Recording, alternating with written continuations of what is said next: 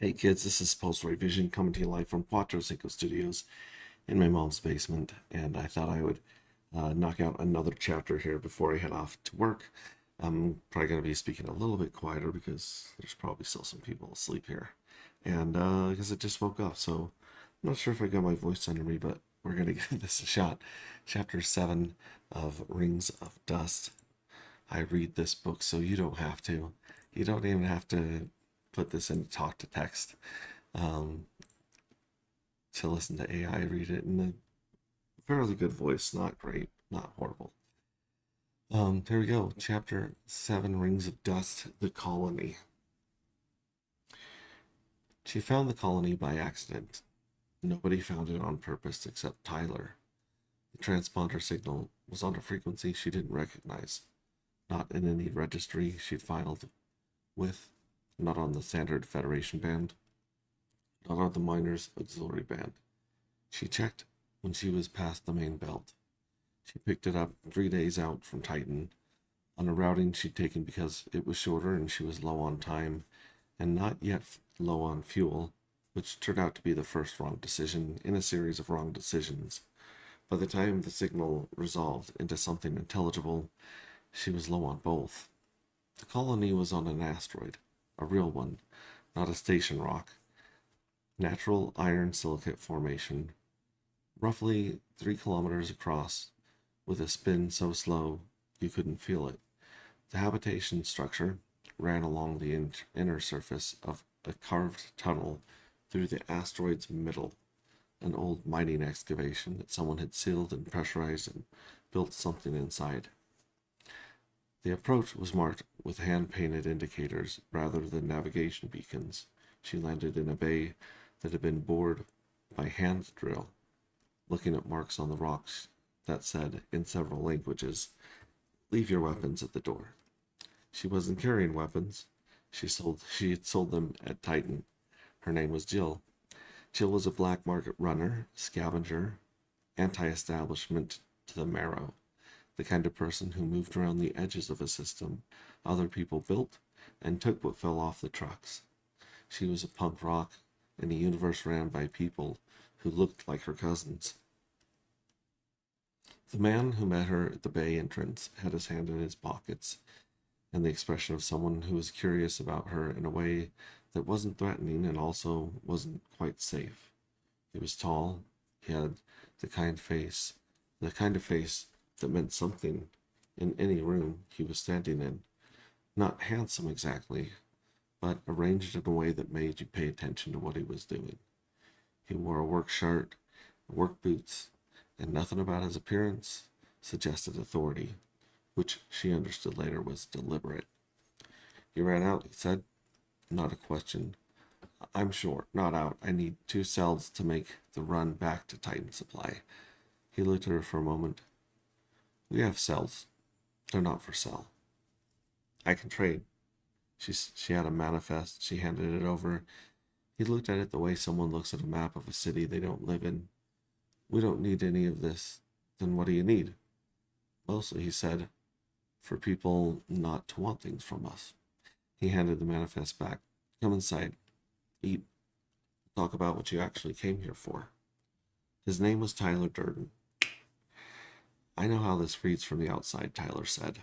"A soap factory that became a death cult on an asteroid nobody wanted." He did not smile. "I don't argue with the description. I just keep walking down the tunnel." The tunnel was lit with strips of amber light that gave everything the color of an afternoon she couldn't identify. Somewhere warm, somewhere on a planet with weather. The habitation ran along the length of the bore. Sleeping quarters, a communal kitchen, a workspace full of fuel cell equipment that she looked at for a long time as they walked past. "You make them?" she said. "We manage them." "There's a difference?" "That's the question," he said. The kitchen had real food. Not ration blocks, actual food, grown and prepared. The kind that had taste and texture and temperature. She sat down and ate the first bite. Oh, she sat down and ate, and the first bite hit her like a door opening to a room she'd forgotten existed. Bread with crust, something green that was not a paste, a soup that tasted like it had been someone's afternoon to make. He sat across from her and watched without speaking. He refilled her water. Then, when it was empty, he did not ask a single question until she set the fork down. During the energy crisis, most of humanity had settled into ration blocks, processed, adequate, and without memory of anything better. The colony did not explain the table, they just fed her. When she was done, he said, There's one way there's one way to get cells here. She waited. You make them. The same way Elsa made the first ones, by hand. From raw dark X in the room she built over the cave floor. We don't sell them and we don't give them away. They belong to the person who made them. I've handled dark matter cells for 6 years. So had Elsa, in theory. She had read the process. She understood it on paper. He looked at her. Then she came out here and encountered the material at cave scale and understood that she hadn't understood anything.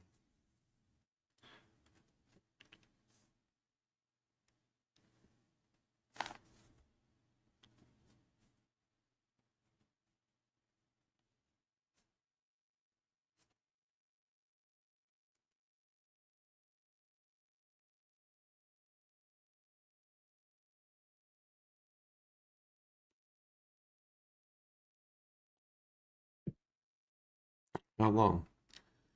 3 or 4 days to make them, 11 days to sink. He watched her work through the math. You're not waiting 11 days to find out if they work. You're waiting 11 days because that's how long it takes? Oh, wait, no. 11 to sink. There we go. He watched her do the math. You're not waiting 11 days to find out if they work. You're waiting 11 days because that's how long it takes. She thought about her contract window. She thought about leaving the 2 cells she had made herself in a room where Elsa Klein had made the first ones. 3 days past the moon, the people back on Earth spent their whole lives dreaming about reaching.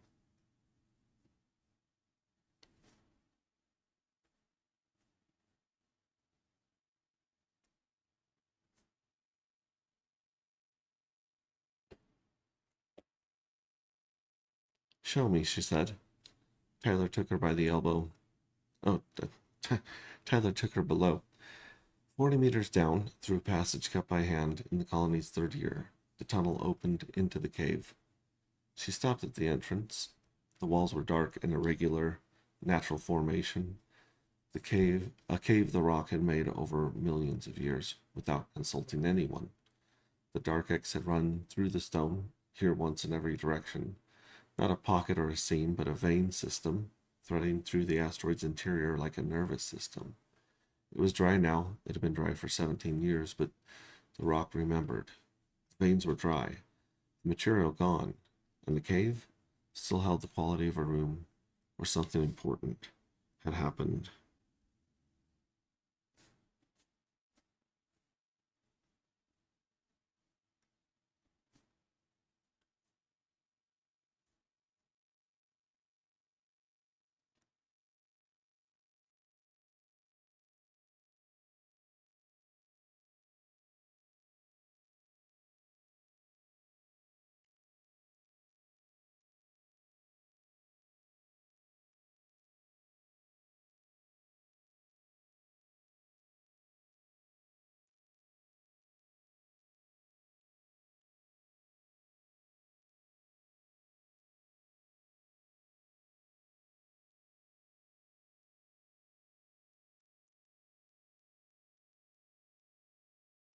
When the 369 arrived, the asteroid was harder than anything they'd modeled, Tyler said. The pressurization kept failing. The thermal systems took longer than projected. People died in the first weeks and kept dying. Cold, equipment failures, the way a hostile environment finds every gap. He paused. It took most of a year for the members to fall to 11, one at a time, over months. Jill said nothing. They hadn't brought provisions for the return trip. That wasn't an accident. He said it simply, the way you state something that had always been true. They flew past Titan, flew past the moon that people back on Earth spent their whole lives dreaming about reaching, and they didn't save anything for the swim back.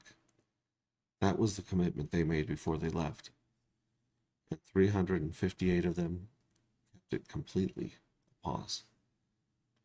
By the time 11 were left, the ship's heat and food stores were gone. No extraction window, no path out.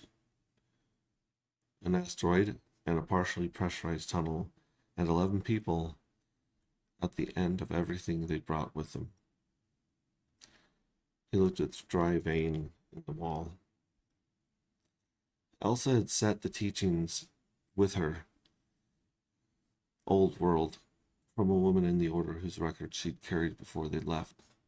The core law, do what thou wilt shall be the whole of the law, which doesn't mean what it sounds like. It means find the single irreducible purpose of your existence is here to serve. Pursue it without allowing anything to veer you from it. He paused. And a ritual at the center of the practice, Liber Simche, the invocation of your own highest self, your truest purpose made conscious, unspeakable. He waited. The cave air was cold against her arms. She could feel the shape of the dry vein in the wall, the way you feel a river through the ground it carved. She fasted for 3 days first. Cold water, nothing in the body that wasn't essential. You're trying to remove the noise so you can hear the signal. He looked at the cave floor. She came down here and practiced the ritual in the dark, standing with her arms outstretched in the posture the practice requires, vibrating the names. He was quiet for a moment. Thee I invoke, the Bornless One. Thee that didst create the earth and the heavens. The names go on for a long time. You vibrate them from the chest, not the throat. You feel them in the body more than you hear them. The ritual isn't a petition, it's a declaration. This is what I am. This is what I came here to do. I am still here to do it. Spoken into whatever is listening, until the noise is gone and only the signal is left. He looked at the far wall, at the thin, exhausted trace of the old vein. She was mid-ritual when something moved. He said it without drama, the way you report what a careful scientist wrote down.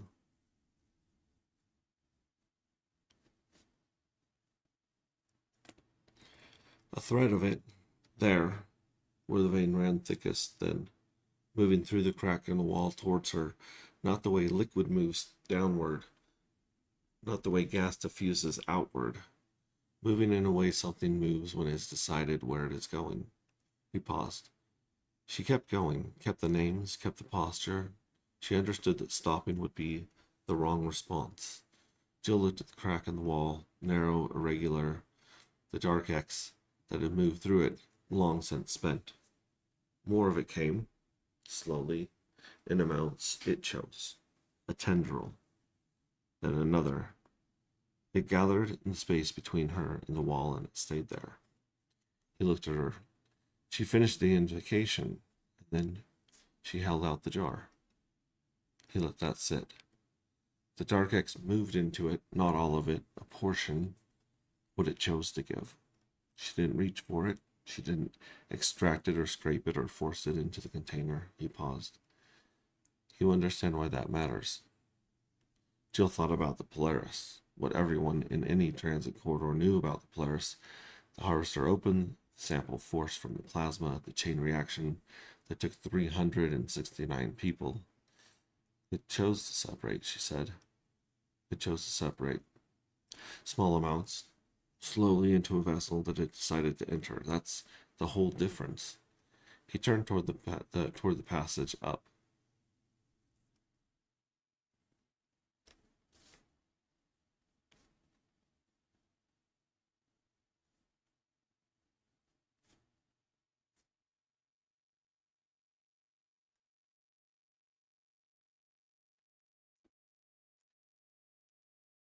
Elsa didn't discover a technique.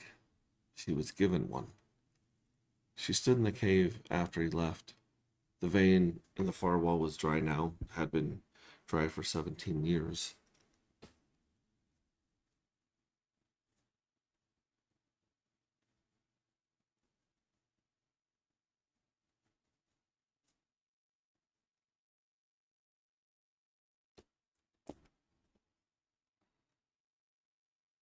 The Dark X long since spent through the decades of making this and sacrifice.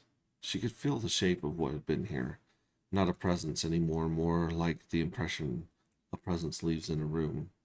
She thought about Elsa in this cave, in the dark, speaking her purpose into it, something in the wall beginning to move toward the sound of her.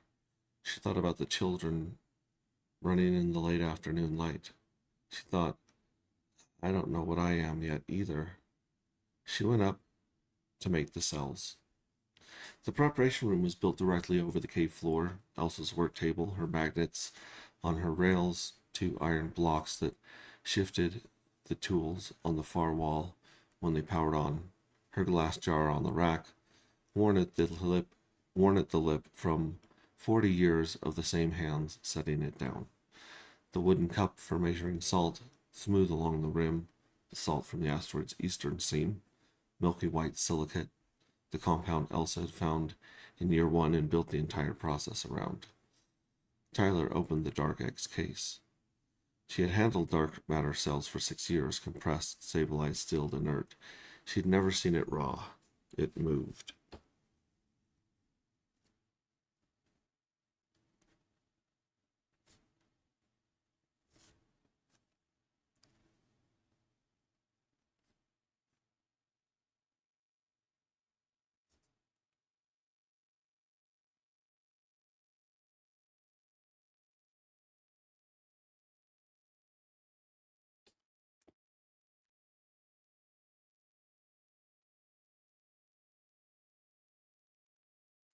It moved, not dramatically, a slow rearrangement of itself. Obsidian, not quite liquid, not quite gas. Tendrils forming and dissolving along the surface and then reaching toward the light, toward her, toward the air around it, um, toward her. The air around it was colder than the rest of the room and smelled like mineral and something older, the way deep stone smells when you break it open for the first time. She could feel it in her teeth before she felt it on her skin. The color was not quite black, the color of a shadow in a room with no clear source, present everywhere and originating nowhere. She said not to move back, Tyler said. Jill did not move back. She held the open jar toward the case the way Tyler showed her, not reaching in, not extracting, presenting the vessel, waiting. The plasma leaned toward the jar, the tendril separated from the mass, slowly, deliberately, in the amount it chose, and moved into the glass. She held very still. More came, small amounts, the Dark X parceling itself out into portions that felt considered. When enough had gathered, she placed the salt in with it. The plasma moved toward the salt immediately, settling into the mineral structure. She sealed the jar. Tyler activated the magnets. The field came on and the plasma threaded deeper into the salt. Dark filaments impregnating the silicate lattice, forming the geometry the cold would eventually lock. A structure beginning at the intersection of two minerals that had been waiting for each other. Then the visions began. Not suddenly. She was watching the filaments move and the lattice form, and then she was somewhere else. Children. Late afternoon light on a planet with weather. 3 of them, maybe 4, running freely. Without looking behind them, their faces turned toward her mid-run, and she saw her own cheekbones, her own jaw, her own coloring. Not children she had been, not memory. Something she had not yet become. They ran past her and did not stop. The light changed. A table, set for dinner, that had never been about hunger. The weight of silverware belonging to people who had always had it. Faces she recognized the way you recognize a face in mirrors. Shared architecture, same nose, same a way of carrying the jaw.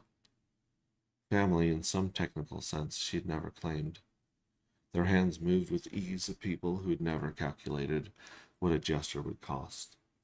One of them looked up, looked in her direction, looked through her.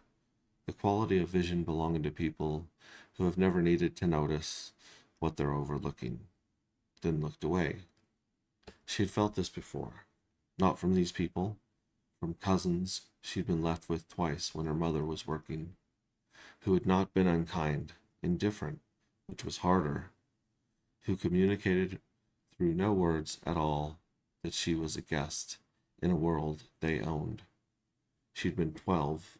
She had not understood yet that this was the outline of something much larger than a dining room. The harmonic of the magnets, cold of the preparation room. She came back. Elsa had written about this in the sections of the notebook Petra kept sealed. It does not show you things that are not real. It shows you what you are already carrying. I did not know what I was carrying until it showed me. I did not frame this as a side effect. I framed this as instruction. Jill looked at the jar. The lattice was advancing along the interior wall. She sat down in Elsa's chair and did not move for a long time. The cell was fully formed by day 3, the lattice complete, the exterior structure set during the second night phase, when the rotation carried the preparation room away from the sun, and the temperature dropped to near absolute zero. No industrial containment, no liquid nitrogen. The asteroid's own cold the Dark X had always known. She held the sealed jar on day 4 and felt it, a low resonance, below hearing the sensation of something searching for a frequency just out of range. Sinking, it would do this for 11 days. She would feel it the whole time. She walked down the tunnel. She ate in the kitchen. She watched Petra run her logs without comment, and did not ask about the notebooks, and noticed Petra noticed this. On the second day, a woman named Yoon sat in the work bay while they ran cable for the Voidwalker membrane equipment. Yoon had been at the colony for 3 years and the quality of someone who thought it very carefully. Yoon had been at the colony for 3 years and had the quality of someone who had thought very carefully about something and arrived at a position she was comfortable defending.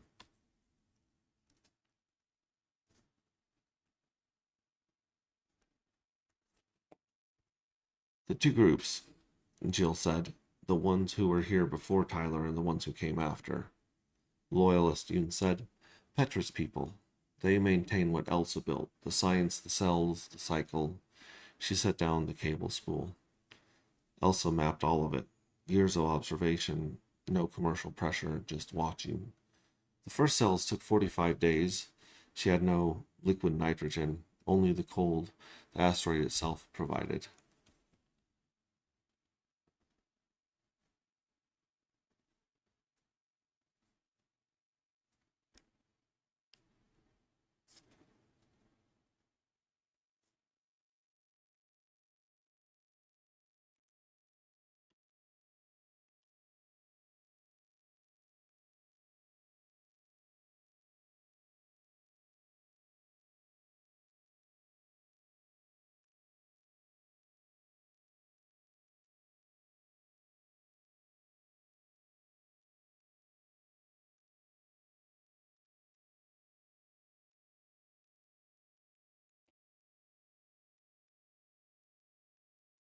Only the cold the asteroid itself provided. The deep cold of a rock that had not been near a star in an era anyone could calculate. The Dark X responded to that cold. For 11 days for each cycle to complete. Each one Elsa's alone, each one a full asteroid rotation of patience. Then she found the extreme cold, the near absolute zero of the night phase, when the rotation carried the preparation room into the dark. Cut the cycle to 11 days. The asteroid's own cold did what the liquid nitrogen would do decades later in a laboratory. A pause.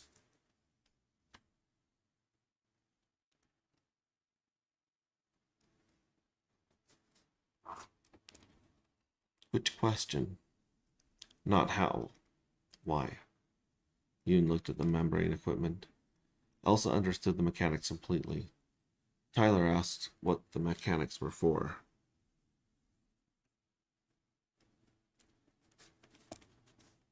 Jill thought about the cave, about what moved toward the sound of a woman declaring her purpose in the dark.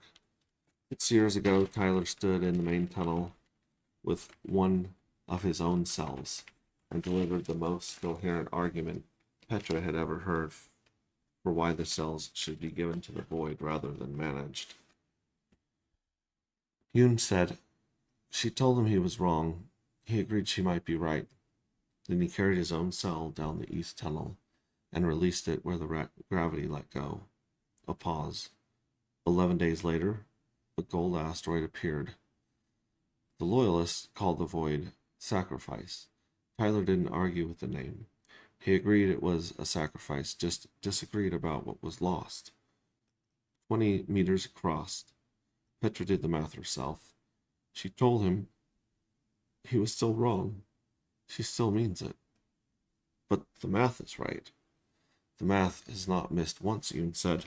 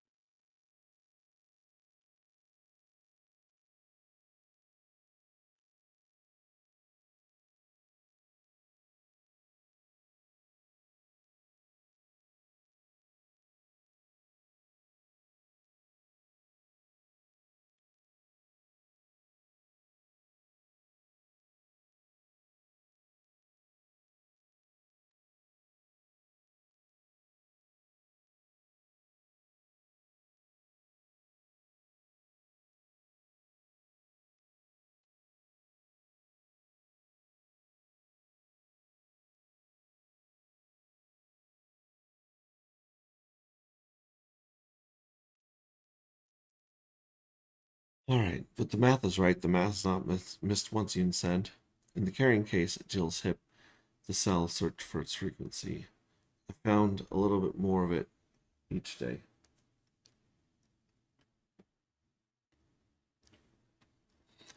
On day 5, Tyler brought her to where the sacrifice cells were racked at the far end of the preparation room. The 4 that had been running the longest, casings crusted with exterior crystal growth, valuable by any measure she had ever used to measure anything. He talked about giving and receiving, the difference between the two. She held her understanding at a distance. She was not yet sure she wanted to close. She felt the resonance of her own self searching at her hip and said nothing about it. On day 7, the Void Walkers gathered at the East Tunnel. She stood at the entrance and watched, cells carried with both hands. The walk into the East Tunnel, the long quiet after each one went past the point where the rock's gravity let go. Whatever passed that threshold was not coming back.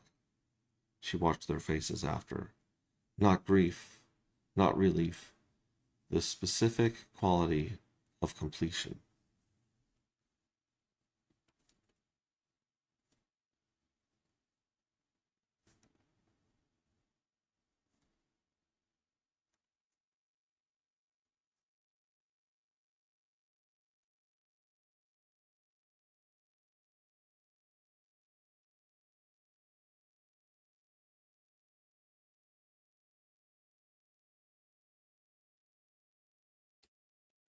She felt the resonance of the cell and the carrying case shift, deeper as if proximity to the void's threshold changed the quality of what it was searching for.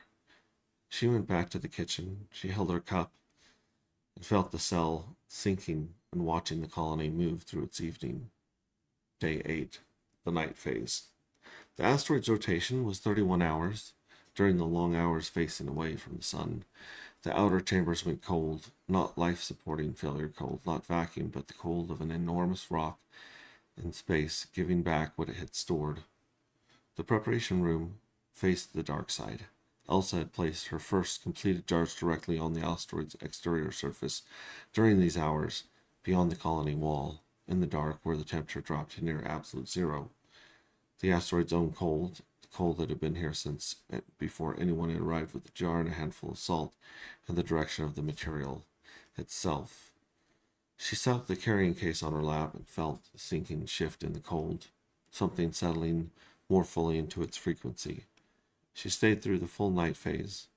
On day 9, she came back before the rotation began. On day 10, she fell asleep in the chair and woke in the warmth of the day cycle to find the resonance unchanged and right. Day 11.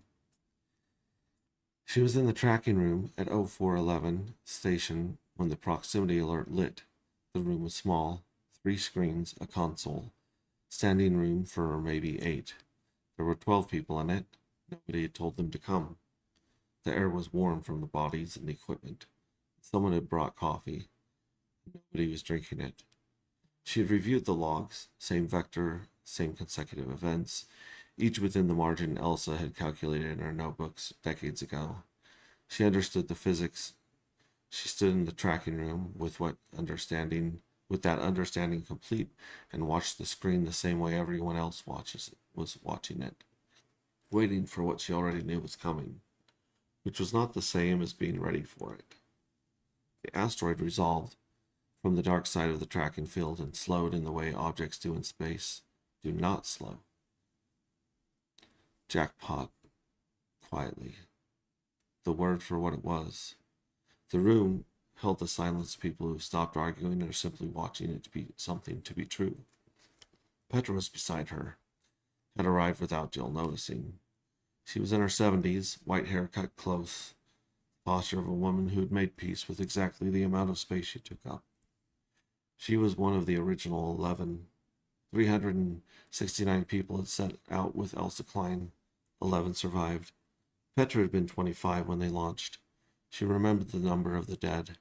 She did not say it out loud. The first time, Petra said, "There were 11 of us." She said it to the screen.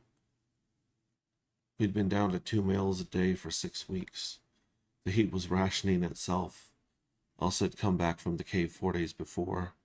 3 days in there, alone, with nothing but the ritual and what came through the wall to meet her.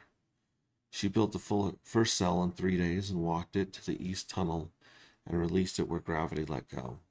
None of us said anything because there was nothing that covered what we were watching. She paused. 11 people who had flown past Titan and not looked back, who had buried 358 others in this rock and kept going, who had no provisions for a return trip, and had known that before they left, standing in a tunnel, watching Elsa Klein carry a jar into the dark until it lifted from her hands.